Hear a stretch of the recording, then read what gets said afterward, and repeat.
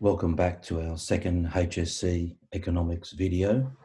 This particular video will look at exam technique and in particular go through the different aspects of the exam using sample answers, giving tips of how to answer questions, looking at past responses and basically helping you to answer questions more effectively. So the first thing you should consider is the planning and reading time in an exam. So during that 5 minutes of reading time, the suggestion is that you start backwards by looking at section 3 and section 4 first. The tendency for some students is to go straight to the multiple choice and read through each multiple choice question. The reasoning behind starting at the back of the exam and the longer answers in the exam, so the stimulus essay and the non-stimulus essay, is so that you can make a decision on which question you may like to do pretty much straight into the exam. So reading those two questions and making your mind up as to which question you wish to do, then that means that you're already starting to think about that longer answer. Then you should read the short answer questions, and if there's time left, you should read the multiple choice questions. Once the exam starts, the first 5 or 10 minutes in that exam, you should be planning. Okay, most students, when the exam starts, they just start with the multiple choice straight away. Okay, my suggestion is that you look at those two extended response questions and you're planning. You're planning on those pieces of paper that you already have in front of you that you're going to write your answer on. So the idea here is plan backwards, but you're completing the exam forward. The reasoning is, as you're doing the multiple choice questions first and then the short answers, you already have an understanding of what's coming later on in the exam. So in your mind, ticking over is that question about macroeconomic policy or current account deficit exchange rates, whatever it is. So you can then keep going back to that plan in your booklet, your writing booklet, as you think of ideas. So you read a multiple choice question on the current account, that information might be good. I'm going to put that, that's triggered a point that I write in my preparation, my planning booklet. So the idea is look at the multiple choice questions or answer them, in order, but you've got a mind to the longer responses. All right, so let's look at the multiple choice questions, where they come from, typical type questions, and we'll have a look at some samples and how to answer those. All right, so you should know that multiple choice questions randomly come from the 4 particular topics. Now, because the 4 topics are weighted equally in terms of the marks and in terms of the teaching time, then there should be a spread of multiple choice questions in the exam. What do they cover? You know, teachers are always drilling you as a student about knowing the terms and concepts, having good detailed definitions of those, using those in your answers. So multiple choice questions could just pick up an idea, like a key term, such as exchange rates, and then they're testing you, do you know what that term means, through a multiple choice question. Looking through exams, expect diagrams and calculations. There's always multiple diagrams and calculations in the multiple choice paper. In the last few years, they've gone for these table type answers, and we'll have a look at that, or paired answers, where there are similar alternatives, but they just change the A, B, C, D of each one, and we'll have a look at how to answer those. Try to identify the answers before looking at the answers given. So read the question carefully, look at it, think, okay, I understand that term or that concept, then start looking for the answers there. The other technique is that typically you should be able to identify 1 and even 2 answers that are just totally wrong. So mathematically, if you eliminate those 2 answers, you're looking at 2 answers that are possibly left, and that's giving you a 50% chance then as opposed to a 25% chance of getting that question right. Make sure you look at the stimulus and use the stimulus. It's obviously there for a reason. And this notion of identifying questions that you're not sure on. So I know some students on the actual exam question paper, when they're answering the questions and transferring on a multiple choice sheet, they might just put like a double tick to say, yep, I'm pretty sure that's right. One tick for I'm sure. Question marks for questions that you're not too sure on, and then you can revisit those at a later date. So just in a little bit more detail there, typical questions. So the key concepts that we spoke about: fiscal policy, exchange rates, marginal propensity to consume, tariffs, etc. So you should have a glossary and regular testing of those. So that could be something around just at the start of your study notes, key terms, and just constantly referring back to those. In the past, I've had students that have set up a formula page similar to mathematics, whereby you have from each of the 4 topics some of the key calculations and sample ways of working those out, or sample questions. So definitely make a formula page, and some of them are floating around. You might be able to find those or do them yourself.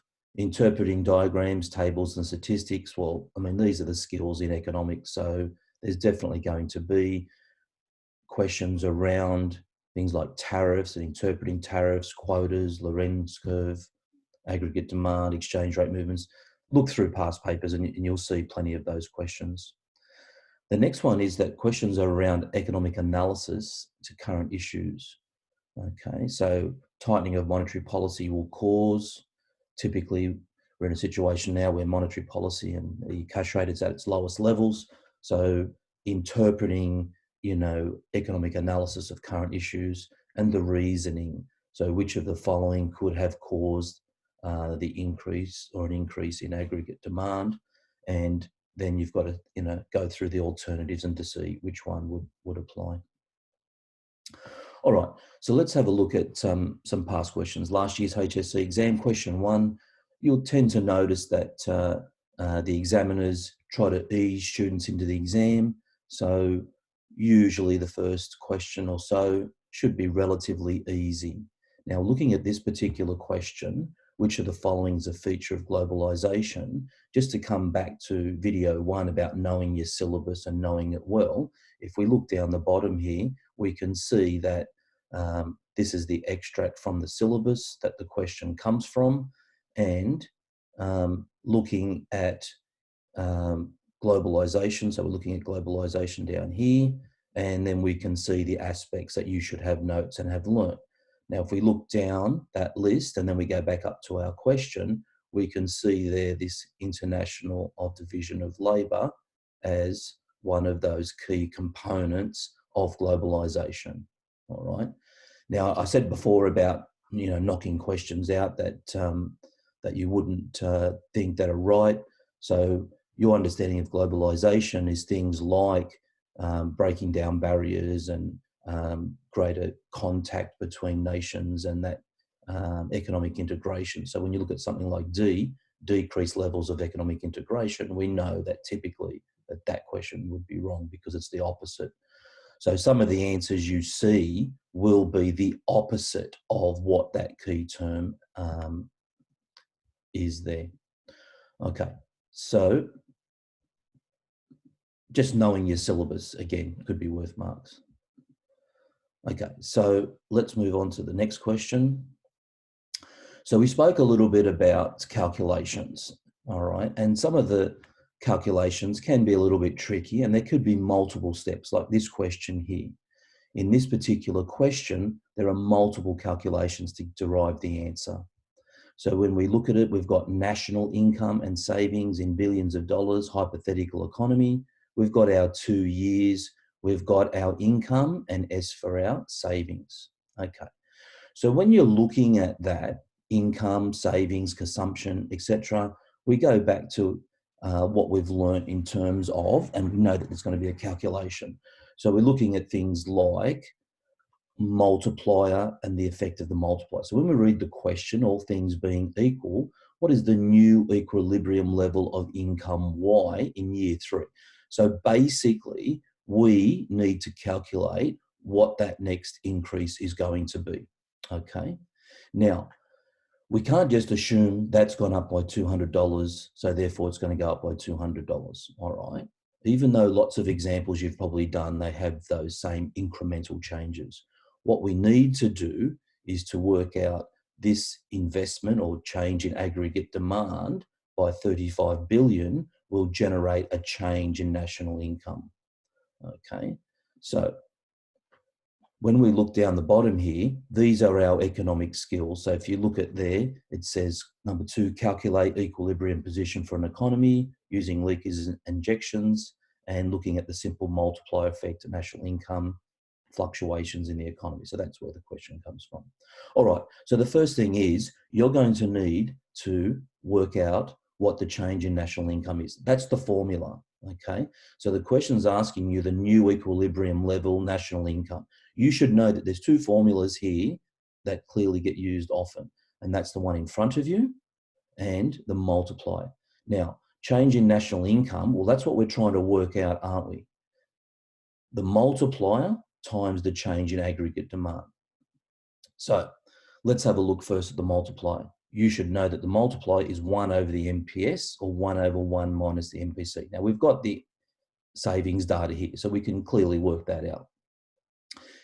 Again, going back to year 11, the MPS is the change in savings over the change in income. So the 50 over the 200 is the change. So 50 to 100, the change is 50 there. And from 250 to 450, the income changes 200. So that works out to be 0.25, okay, or a quarter. So the formula for the multiplier is 1 divided by 0.25 or a quarter, and that becomes 4 as the multiplier. So you should be pretty okay with calculating the multiplier. The next step is we have to put that back into our formula. So what we've created is the 35 billion, so the investment here of 35 billion times the multiplier has then come up with $140 billion change in national income. So the question is the new equilibrium level. So obviously with this question, we need to add the 140 with the 450 from year 2 up here to come up with the 590. So that particular question there, we need the formula for the change in national income. We need to work out the multiplier. We need then to add that to the existing data. So there's a fair bit of work there for a 1 marker. All right, let's have a look then at this example of a tabled question. So a table, see how the answers are set up in a table. Sometimes there could be 2, like in this one, there could be 3, etc. All right, so in terms of this particular question, so we've got a stimulus. The Australian government provides financial aid to build a road in a neighbouring country. Residents in Australia receive pension payments from overseas. So we've got to use that stimulus to answer the question, how will these debit and credit transactions be recorded in Australia's balance of payments? So again, you should have done lots of work on the components of the balance of payments, what constitutes a debit and a credit. So simply looking, first of all, what's your idea of a debit or credit? Okay, so typically a debit transaction is money leaving Australia, and a credit transaction is money coming into Australia. And obviously we've got our 2 accounts, the current account on the left and the capital and financial account on the right. Okay, so with this particular question here, you would say, therefore, we're looking at financial aid to build a road in neighbouring country. So what's happening is Australia is receiving, so residents in Australia receive pension payments from overseas, okay? So obviously the money coming into Australia is a credit transaction. So residents in Australia receive pensions payments from overseas, and The other one is Australian government provides financial aids to build a road. Okay, so let's start with the first part of the question. The Australian government provides the financial aid. That means that's money going out of Australia. Okay, so they're giving money. So money going out is a debit. All right, so we'll have a look at the debit account. Is it secondary income or is it a capital account? So you should know that financial aid is a capital account item. Okay, so therefore, in this particular question, okay, we can knock out A because it's not secondary income, and we can knock out D. So that's just for the debit side of the question. All right, the second part of the question is that residents in Australia receive pension payments from overseas. Okay, so that's a credit as there's money coming in. Now, can you distinguish between a primary income and secondary income? And remittances or pensions or payments that come from overseas is a secondary account item. Okay, so when we put these two together, therefore B gets knocked out, and that process of elimination of C is the answer. Okay, so let's, I'll just clear this, let's move on.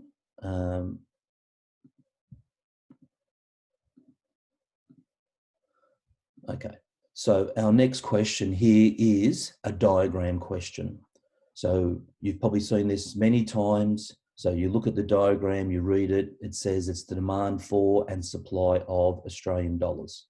Okay, so first of all, we look at see what's happening with the curve. So we've got a supply and demand curve, and we've got a change in demand, and we know that from D to D1.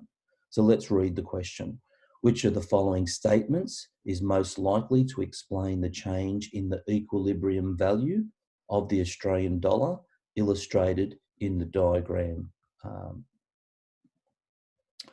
All right, so first of all, we know that there is an decrease in demand. It's a shift to the left. The other key word is we're looking at the change in equilibrium, okay? So the change in equilibrium, if we go to our original supply and demand curve and we take that across there, that's our exchange rate at that particular point there, okay? The change in demand is a decrease, and therefore that's our new equilibrium level. So first of all, we can ascertain that the exchange rate or the price of the currency, so our price here, has decreased. Now we know that as a depreciation, okay? So when we're looking at our answers, even though it's not in tabular form, it's saying that the Australian dollar has appreciated or depreciated, okay? So we can immediately knock out A, okay, and C.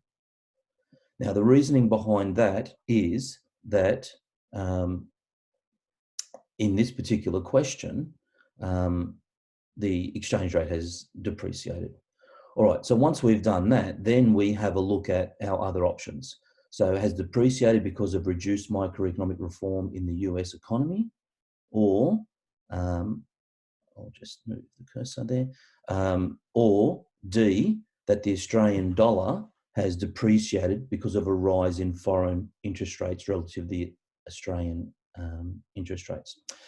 So what have you learned about demand factors in the exchange rate? So we're looking at things like exports, all right? Therefore, that's our sort of distractor up here in first one. We look at capital inflow into Australia and the speculation. So if we've got that in our mind, we talked about having an answer. So what causes a change in demand? If we look at D, because of rise in foreign interest rates relative to Australian interest rates. So what that would mean is instead of overseas investors investing or having capital inflow into Australia, because there's a higher interest rate in Australia, that would cause capital inflow. The opposite there would cause less capital inflow. So in looking at this particular question here, it looks like D is the stronger answer in terms of that, because there will be less capital inflow because investors will reduce the inflow into Australia and seek higher interest rates overseas. In terms of B, looking at that, the micro reform, we tend to associate micro with supply side, and that, that answer wouldn't match up there. All right, so let's move on. So that's just an example of our diagram questions. All right, another diagram question here. We've got question 13. Pretty sure this is the 2018 exam. So the graph shows aggregate demand and aggregate supply curves. So which of the following is most likely to reflect government policy designed to increase efficiency and equilibrium? So again, equilibrium output, all right? So equilibrium output. So there's key terms there, all right? So I'll just get the cursor again. So looking at that particular question, you need to make a decision about efficiency. Now, in your study, you would say that efficiency is supply side economics. So we're looking at a movement in the supply curve. And just be careful because it says equilibrium output. So we're looking at this axis here. So don't think that equilibrium is a higher level in terms of the intersection of supply and demand. So to me, it's a supply side question. So we can cross out demand. So we're left with, is it a shift to the left? So is it a shift to the left like that? Okay. Or is it a shift to the right? Now, looking at the question again, it's an efficiency, and you know that efficiency means lower costs and cheaper price. So therefore, that would be a shift to the right. So notice how we've applied just our knowledge in those questions and looking at the diagram. All right, so that's our multiple choice and some tips in answering our multiple choice questions. So let's move on to short answer questions. So the short answer is 40 marks overall. So it's a fair chunk of the exam, and it's one that students should, try to get maximum marks out of. And they do this by reading the questions carefully, looking at the verb in the question. So now we're going to pay more attention to the glossary terms that we've looked at in the previous email. Give more effort or analysis to questions with more marks, that's obvious. Be concise in your writing, use stimulus and examples. The way that exams have been moving in the last few years, they're trying to get students to write less, but write better quality. So that's a particular skill that you need to work on. You may need to interpret diagrams. The idea of not writing outside the lines in the last few years, because the exam papers are scanned by these very large scanning machines, the calibration of the machines tend not to pick up writing outside the lines on the paper. So just be careful of that. And there's always plenty of paper and extra paper to write on. And obviously, questions are using terminology. All right, so let's have a look at the first question here. And this particular question, it's a part B question. We can see it's worth 3 marks. And I've got here, it's a cross-topic question. So when we look at the question, we're testing our understanding of an appreciation and the effect on inflation in Australia. Now, we did some work on the glossaries terms of explain and why, explain, evaluate, etc. But this last few years, some of the questions have been asking how and why. So in our glossary of terms, do we know what how? So how means to show. So we need to show how, show this appreciation of the dollar and how it impacts on inflation in Australia. I've just screenshotted the marking criteria from the marking centre, and it just says clearly demonstrates how an appreciation of the dollar impacts upon inflation. I'm not giving too much away. We know we've got to do the how. It's a clear demonstration. So clearly means that there's no doubt in the examiner's mind that you've understood the link and you've detailed that link. So get into the habit of answering the question straight away. So looking at our sample answer, an appreciation of the US dollar is equivalent to a depreciation in the Australian dollar. When the Australian dollar depreciates, the value of the domestic currency is lower compared to other nations. That is, each dollar of the domestic currency buys fewer dollars of the foreign currency. So we've got a bit of a background to the concept of an appreciation in the dollar. This leads to imports from the US becoming more expensive in Australian dollar terms, and contributes to a general rise in the level of prices in Australia. So notice the question's asking for an appreciation of the US dollar, which you have to interpret then what's the effect on the Australian dollar? And you've clearly outlined that in that first part of the answer. So we don't just jump straight in and say that general level of price or inflation were to rise, and notion of imported inflation. We've built our answer around the fact that we've interpreted the appreciation of the US dollar first. So looking at that question, we're saying that the Australian dollar, we can buy less from the US, and therefore that's going to lead to higher prices or more expensive purchases of imports, and that's imported inflation. Sometimes in the short answer questions, you'll get calculations as well. You can see from last year's HSC, we've got a table and we've got answers parts A and B, and this is part A. So looking at the data, sometimes all the data in tables that are given are not used, other times they are. So just be careful there. So the question is looking at calculating the inflation rate 1 mark. So this should be relatively straightforward. We've got real GDP, we've got CPI, unemployment rates, and we've got a current account balance there. So you should know that your formula there for inflation, it's a rate of change. It's basically the change in the CPI from year 3 to year 2. Because we're asked to calculate year 3, we've got to look at the previous year. So the 132 minus the 110 is the change in the CPI, which measures inflation, divided by the previous year CPI. And we're timesing that by 100%, and that equals 20%. So just make sure it's clearly labelled there. All right, let's move on to some more questions. Last year's HSC again. Another verb that comes up often is this justify. So justify meaning you need to give reasons and detailed, clear economic reasons for whatever the question may be. So in this one here, appropriate monetary policy stance for this economy. Okay, and support your answer with reference to the economic indicators that are provided.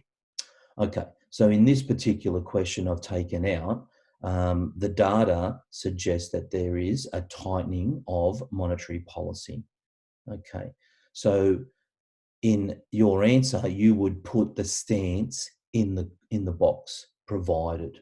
Okay, now I apologise we haven't got the actual data there to look at, but when you go back and have a look at last year's exam, that'll help you with this one, is you can see that from the data that the economies experience a growth, okay, and an appropriate response. So the GDP, there's increasing CAD, there's higher inflation as outlined in the question, and this would therefore indicate that the economy is growing quite quickly, and the monetary policy or interest rate stance would be to slow that down to keep it within our target band of inflation. So the answer, simply it's a 4 marker, so we need some support.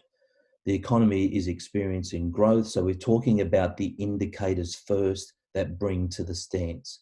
So we're justifying the tight monetary policy stance or increasing interest rate or cash rate is because we've got high inflation, rapidly falling unemployment, and an increase in CAD as a percentage of GDP.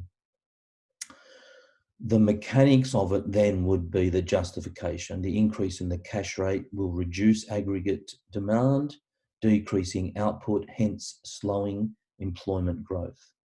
This will decrease inflationary pressures. The slower growth will also reduce demand for imports and stabilise the cyclical component of the current account. Now, what you could do, and again, this is a sample answer from NESA, you could actually put in the data that's showing the increase in inflation, from the table from the previous question, to support that further. When we look at the criteria, it clearly supports an argument and the relationship between the indicators. So the progression of the criteria would then be supports an argument, give features of the argument, etc. All right, let's move on.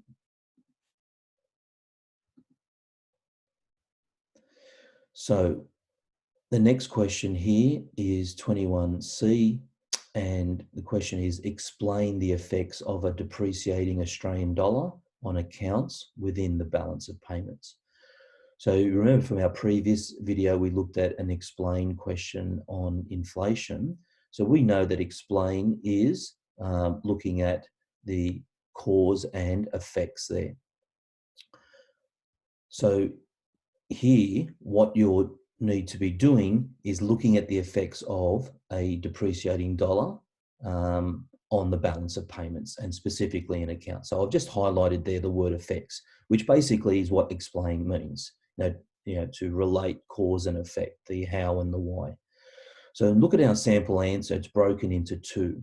And basically because we're looking at this depreciation on components of the balance of payments. So our first sentence answer is depreciation of the dollar will initially make imports more expensive, worsening the BOGS, the balance of goods and services.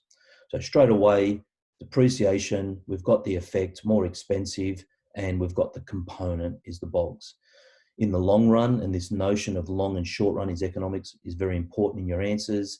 This will improve, the international competitiveness of our exports, as it will require less of foreign currencies to purchase the same amount. Domestic consumers will also switch to domestic goods and services due to this cost factor. So that's the first part of our answer, looking at a depreciation, making imports more expensive, worsening the BOGS, and then it talks about competitiveness. Our second part of the answer is that depreciation will make Australian assets cheaper to purchase and hence increase capital inflow. So that's on the financial account of the balance of payments, so a different component, although this may not be the case if further depreciation is expected. So we've got a little bit of in-depth analysis there. A depreciation will make our servicing of our debt, so our costing there, servicing costs, their denominating currencies more expensive, causing a larger debit, which is our major problem with our primary net income. So is it a comprehensive understanding? So we've got some CAFA and we've got some current account items. And again, there's a sample answer. Definitely this is not the best answer you can write, but definitely what do you notice about just clear, sharp sentences to the point, addressing the question? All right, let's move on to our stimulus extended response question. So what are some of the tips here? So most of the questions require you in the verb to make a judgment, okay? So obviously we've decided on which question of the two we're going to answer in our planning time. We've got our plan that should already be partly set up. We're highlighting the glossary term or the verb and the rubric that is above the question that you're going to get marked on. We need to consistently integrate. So sometimes students fall down by just mentioning at the end of a sentence what the stimulus material, how it helps the answer. So this notion of consistently integrating and referring back to the stimulus, our terms and concepts, theories, and make sure this in our rubric, it talks about a logical, sustained and cohesive answer. Okay, and I'm sure teachers done a bit of work on that. All right, this particular question from 2018, I apologise, it's quite small on the screen there, but you can pause this and have a good look at the question later on. So there are our two alternative questions in 2018. On the left there, we've got 25, which is assessing the extent to which the move towards free trade restricts the Australian government's ability to achieve its objectives of full employment, distribution of income, and external stability. In your response, refer to the stimulus provided. So on this side, we've got a trade type question on the objectives. On the other side, we've got the same verb, see that, assess, and that's not always the case. So we've got an assess, the extent to which, so it's the same sort of idea, we're making a judgment based on size and value. And this one's on economic growth, okay, since the last recession in 91 to macro policy. Okay, so we've got a question on trade and objectives, and we've got a specific look at economic growth and macro policy. So when we look at our stimulus on our 25, we've got a quote there from Geoffrey Garrett, and obviously that's going to give us some idea on using this particular question about gains from free trade are dispersed while losses there send to be concentrated, and this response, governments can attempt to compensate the losers. So we've got a bit of an idea there of what government restrictions and what they're doing there. Obviously, we've got our table here showing changes in manufacturing, construction, employment. So that's obviously a trade and looking at employment changes in terms of changes in Australia related to changes in trade potentially. Question 26, we've got our cash rate and budget outcomes. So we've got a fair bit of work to read and integrate into our answers there. Now, when we're looking at the rubric, again, this notion of sustained and logical and integration of this material is pretty important. Our marking criteria down the bottom, if we look at 25 first, you know, you'll see these words a lot. You can see the language is identical. Only thing that's changed is the aspect of the question. So this synthesis, you know, that's really detailed analysis and understanding of the information provided. So we talked about integration and clear, detailed integration. That's what the synthesis is. We've got our economic terms. So the two generic criteria in the marking is based upon the rubric. The only one that comes from the question is this clear and comprehensive understanding. And then we've got the question about the extent of free trade and how the government's their ability to achieve those objectives. And on this side, again, the extent to which economic growth can be attributed to, you know, fiscal and monetary or macroeconomic policy there. All right, let's move on. Okay, so I'll just go back. Okay, so what I've done here, and you can stop this later on, is just to give you a bit of an idea. So we don't have a lot of time in these videos to go through, you know, detailed answers to questions. So what I thought was a good way of preparation is just to have a look at past questions and put them into a table. So 2019 HSC, we've got questions on budget deficit. Sorry, we've got a question on budget deficit and its impact on economic growth and stability. The alternative question was on microeconomics and its impact on employment and inflation. So you would get to choose from that. Now, I don't have the verb in that. I'm just giving you the topics. So you can freeze this later on, pause it, have a look at the questions. And students often look for patterns or look at topics that have been tested as part of their preparation. So free trade, that was the question we just looked at, and that economic growth and impact, like government appropriate macroeconomic policies and how well that they've helped with the economic growth since the last recession. Question 2017, global economic activity on policies, economic policy. So, you know, we're looking at, you know, budget deficit policy, microeconomics policy, you know, free trade and economic issues, economic growth policies. So obviously it's a given that we need to know our macro and micro and labour market policies in quite a fair bit of detail. So labour market policies in 2016, conflicting economic objectives, and again, that would be linked to policies. We've got micro economic growth in 2015, and you can see the rest of those there. All right, let's have a look at this band 6. And I know I just went through the criteria there for the band 6 previously, but again, we're stressing this notion that your answer needs to include these areas generally to get into that 17 to 20 range. All right, so integrate economic terms, we've done that. This notion of a superior analysis, okay?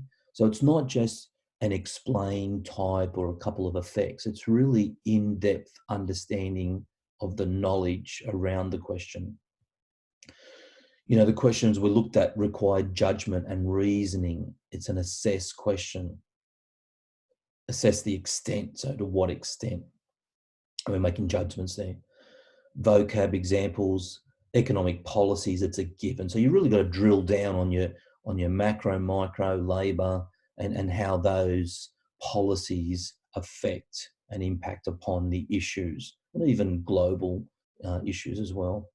Mathematical concepts, obviously we've looked at some calculations, this notion of across topics. And I always say to my students, your ability to take one topic and to cross that over with another topic and make some sort of analysis and superior analysis and judgment around the connection really is where the high marks are. Okay. So these dot points here really come from the course descriptors in economics of getting a band 6. Structure of paragraphs, don't want to do too much on it, but just let's go over a few key points. We've got our hamburger there, bit of a analogy of looking at our peel sentences, and our paragraph structure. So we've got our topic sentence, we've got our elaboration. Just be careful on the explain because, you know, we've already mentioned about what the explain question looks at, particularly if it's an assess question, but it's this elaboration. We're building on that topic sentence. We're giving clear evidence, examples, integration of the stimulus in 25 and 26. And we've got plenty of linking sentences back to the question. Okay. So again, this is for you, just a bit of a refresher, and I'm sure the teachers have done plenty of work on this with you in class and giving you feedback around your structure. Remember from video 1, you're getting marks for the what you write, which is the content, and the how you write it. And the how should be clearly picked up in the structure of your answer and this evidence and elaboration part. All right, one of the things about being a good economic student and doing well is staying up to date with statistics. And we know that there's statistics coming out all the time, and where do we go to get these? So Trading Economics is a pretty good website for up-to-date statistics, and we can see there a lot of our stats are from December 19, March 20. Obviously, these are updated as we go. The reason why I like this overview one from Trading Economics is it gives you previous, looking at ranges, and it gives you little diagrams here. So like if you're a visual learner, you can see automatically, you know, what's happening over time with that particular, whether it's growth, economic growth, or if you can see the government budget, obviously with deficit budgets, and they will continue with COVID-19. The Reserve Bank is probably, and the ABS are your major places to go. Ross Gittins articles, UBS Economics. This is a snapshot from the Reserve Bank, and this is the latest one. And it's a really good overview looking at the main economic indicators, the cash rate at 0.25%, lowest level in quite some time. Our economic growth, 2.2%, although that's questionable as we're in middle of May here in COVID-19. Inflation, 2.2%. Unemployment rate, 5.2%. Now we know that's recently changed to 6.2% with Scott Morrison coming out this week and looking at that particular rate and how that's increased, etc. Okay, so again, really good ready reckoner indicators there that we can use, put into our notes where possible. All right, so, oh yeah, another one is this new Reserve Bank snapshot comparison. So if you type in that in your search browser and you come up to this site here, that's a snapshot comparison. And what you do is you can select between time periods and different events in economic history, GFC, etc.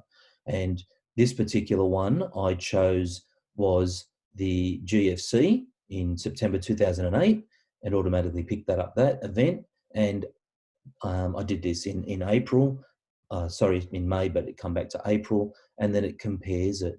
So if you're looking at a change over time, this is a really good tool to compare. So for example, the cash rate at 7% in 2008 and 0.25%, it's a massive difference over that 12-year period. And we can look at key indicators and make some judgments there. Talking about the latest figures that come out in employment, this is from ABC News. So there's the statistics, the current ones with unemployment. I would imagine as time goes on, these would obviously become worse with what's happening with COVID-19. 600,000 people lost their jobs last month, hours cut back, etc. The current rate, 6.2%. Many economists and writers believe that it's still probably not a true reflection. 2.7 million people lost their jobs or had their hours reduced from the labour force. So these are, and if we recognise that as middle of May, as these indicators change over time, we can look at those changes. Let's have a look at extended response, so section 4 of the paper.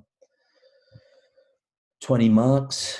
Our plan has already been constructed from our reading time and our first 5 or 10 minutes of the exam. We've underlined the glossary terms. Make sure we address all parts of the question. So sometimes there's a cause and consequence, like the inflation question a few years ago, explain the causes and consequences. There was a CAD question, etc. Again, the weighting of that. You know, if it's the same verb at the start of the question for both, then, you know, typically there's equal treatment of both sections of the question. But sometimes students mention one and go into a lot of detail in the other. Not good in the marking of that. Terms, etc. So one of the things that we haven't looked at already is the use of diagrams in our answer. And they're highly encouraged. We're economists. We use diagrams and data all the time to interpret, so why wouldn't we be using them in our answers? We're not spending lots of time constructing them, so we've got to be pretty efficient at putting those in and clearly labelling, but it's got to be worth the effort. We're not going to spend 10 minutes drawing a diagram that we're going to refer to in one line. That doesn't make sense. All right, so let's have a look then at the 2018 exam. This is our rubric we're talking about up the top here. So again, if you're writing a good answer, you're showing your understanding, your knowledge, you're using the terms, and it's sustained and logical, etc. So question 27, evaluate the success of government policies designed to achieve environmental sustainability in Australia. Now, notice the verb here is evaluate, and in 28, it's assess. Now, I know they're fairly similar type questions, and when you're looking at the marking criteria down the bottom there, you will notice that the evaluate looks at this arguments to judge the success, where the assess is understanding of these factors. And again, assess is asking you to make a judgment, but in the rubric there, sorry, in the marking criteria, you can see that there's a bit of a difference between the two. All right. The second question on 28 looks at the importance of these factors. So again, if you're asking to assess the importance, we're making a judgment, aren't we? We're saying this factor is a large contributor to the size and composition of the CAD, or it's insignificant, whatever it might be. All right. We've already stressed the policies in looking at 25 and 26 in terms of those summary tables of past questions. So they're similar in the sense that we're making a judgment about how effective past policies, government policies, have been helping with the environment. And this one is assessing the importance of individual factors. So they're similar type questions in different topics. Again, I've constructed a table for you to look at, that you can use, and again, in your preparation. So one of the things you can do is to overlay 25, 6, 27, 28, and you can look across the 4 alternative extended response questions that have been asked in the different years. I've just highlighted again topics. So we've got protection, policies, there's a lot on policies, distribution of income, government policies was the one we looked at then, 28 CAD, globalization case study, major part of the course. So 2017 in terms of looking at the last time in an extended response question. Have a look at that question in 2017 because that particular question was not your regular globalization case study question. It actually asked you to compare the same globalization effects looking at Australia as well. Very different question to your straight out globalization case study question. Labour market policies, monetary. Interesting, 2015, our international organisations, IMF, etc. I know talking to students that year, they were sort of steering clear of that and would rather prefer the external stability. And you yourself will know that what your strengths are in selecting these questions. Okay, let's move on. Here's a sample sort of paragraph. And one of the things that I suggest you do, that in preparation of doing the past papers we spoke about, sometimes it might be better for you, instead of writing a whole essay and giving that to your teacher for feedback, is you might just write paragraph answers to see whether or not you're on the right track. So this question here, we're assessing the effectiveness of macroeconomic policies in achieving economic objectives in the Australian economy. So the colour code is to say, well, this is how we're writing, okay, and this is what we're writing about. So the how is we're assessing, that's our verb, and we're looking at making judgments around the effectiveness, macro policy and government objectives. So when we read this answer, and I won't go through it in too much detail, but basically we've selected the macro policy of monetary in this particular paragraph. We've given a definition. It's always a good way to start. We're looking then at specifically that monetary policy is looking at interest rates, interest rate policy, and we've made the connection to price stability and economic growth that we're looking at. Notice the next sentence here that has been very successful in achieving price stability and economic growth. So interesting to see that we've got a conflict of sort of stability and growth. Usually when one sort of goes, one goes up, or growth goes up and inflation also rises there as well. But early on in the paragraph, you're actually making a judgment. So you've identified your definition, your area, your objectives, and we're making a judgment. So then we would need to be using our appeal, our elaboration and our evidence to support that. So we talk about keeping it within the target band, being effective in placing downward pressure on inflation impinges upon its achievement of the objectives theoretically. That is, monetary policy is a blunt swing instrument. That's something you probably would have learned or will learn, and then talks about consumption, etc. So this leads to a reduction of disposable income and marginal propensity to save rather than to consume. So there's some judgment of effectiveness here throughout our paragraph answer. And again, you can stop this and have a good look at the answer. So the second part, I've just broken it down. It's not fitting on one screen just to make it easier to read.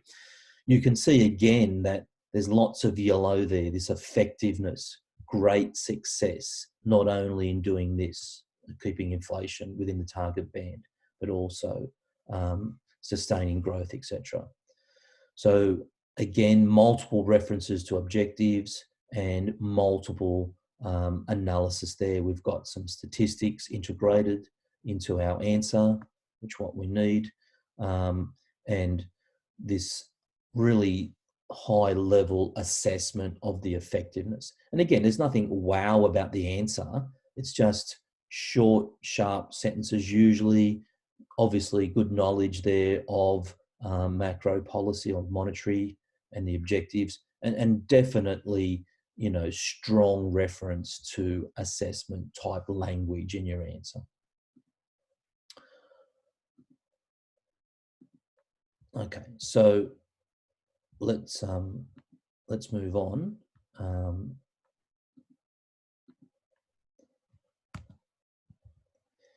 In terms of our next part, just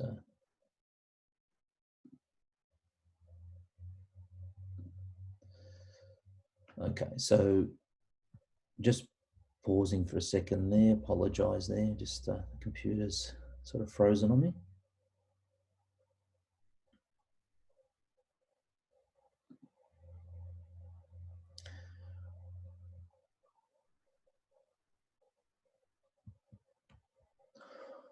All right, so that brings us to the end, it looks like, of looking at through the exam paper and the questions, etc.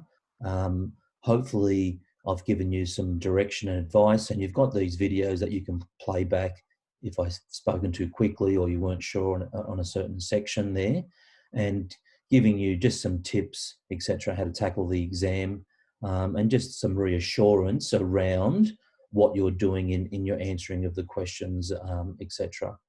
Okay, so thanks for watching the video, and hopefully that you'll get some benefit, and good luck with your HSC study.